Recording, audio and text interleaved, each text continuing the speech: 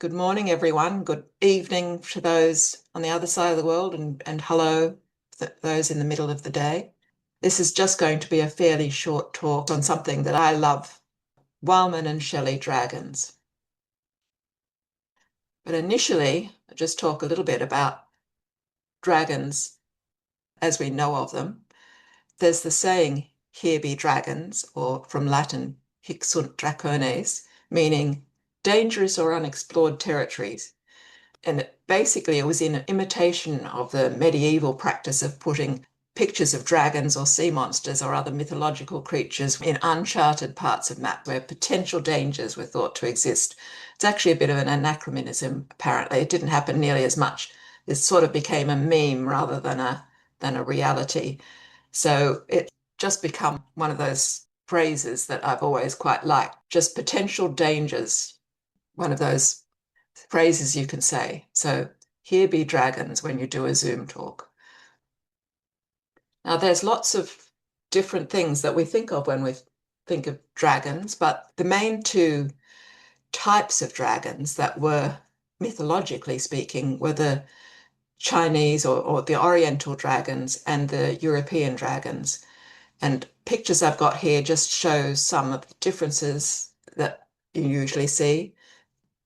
There's the Chinese imperial dragon there, and you can tell he's imperial because only the emperor and household were allowed to have the 5-clawed dragon. So it was the number of claws that determined what sort of dragon it was. And then there was 4-toed and 3-toed dragons for the lesser mortals. And in Chinese mythology, etc., the dragon is a portent of wisdom and wealth and well-being. Whereas on the other side is what the European think of as the dragon, which has wings. I should say the Oriental one either doesn't have wings or has tiny wings, but they do fly. So they're a sort of a long snake-like thing with a number of claws. And the European dragon is sort of a slightly similar body, of fatter, generally more like a great big lizard with wings. And they have varying numbers of claws, but quite often 4, and they'll have 4 legs as well. And the European dragon tends to be thought of as danger, basically, danger and evil. It would more likely to be stealing your sheep and taking your damsels than bringing good luck. So they were the main type in mythology.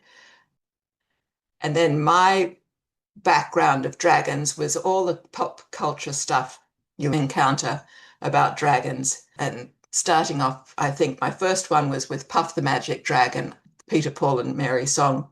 I remember that very fondly from my childhood. Had none of those strange implications that later came apparently that it was some sort of drug-related thing, which I think was a furphy anyway. But so that was the Peter, Paul and Mary song, which was very nice.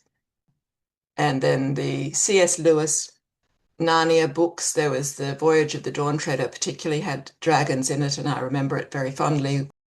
Although Eustace turned into a dragon with some sort of cautionary tale about greed, it was a very early account of a dragon. And then The Hobbit, of course, Tolkien's The Hobbit with Smaug the dragon. He was more an evil dragon.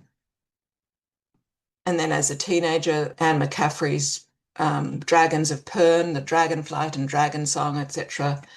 And then later on, there's the George R.R. Martin's dragons in Game of Thrones, Song of Ice and Fire. Dragons were very much a big and scary thing in that. And then the latest things I was reading was Fourth Wing. I don't know if anyone else has read the Fourth Wing series, Rebecca Yarros, where they're dragon riders.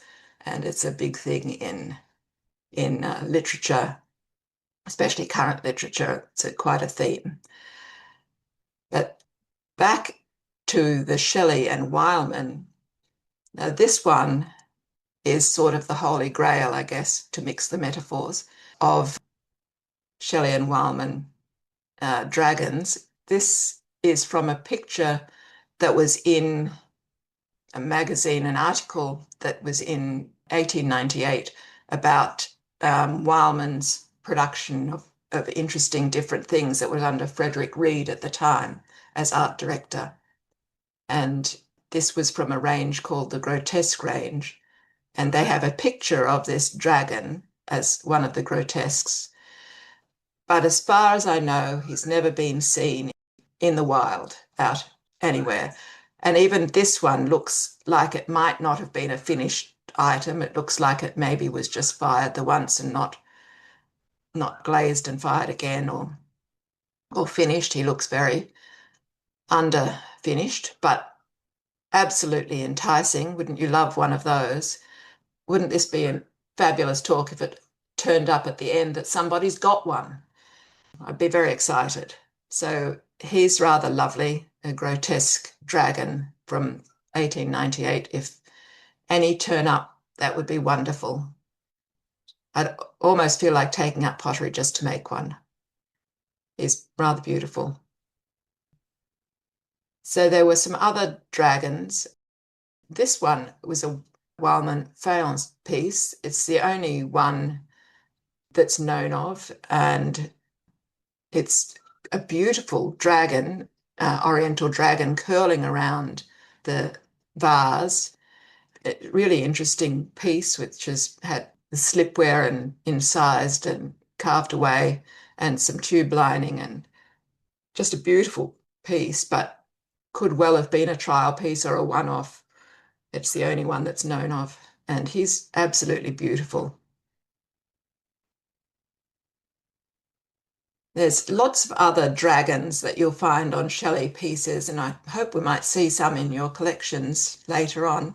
Lots that are basically on crests. So on the crested miniatures, you'll find dragons on a few of the crests that are around. There's the Welsh crest, of course, with the red dragons, which is rather lovely. Actually, strictly speaking, the ones on this crest, which is for Dundee, they are wyverns because rather than 4 legs, they've only got 2 legs. So they're wyverns rather than dragons. But they count as far as I'm concerned. So there's quite a few different crests that you'll find dragons on, which are rather lovely. And then this one, this pattern, was known as hang cow, or actually some places it's can cow with a K instead of the H, and I'm not sure whether it was a misprint or whatever. But it's a rather lovely pattern with sort of orange flowers and green dragons. If you look closely, there's 2 different types of dragons there, which is quite interesting. So there's the long oriental type dragon with no wings. And then there's the other dragon, which looks more like a Western dragon with wings.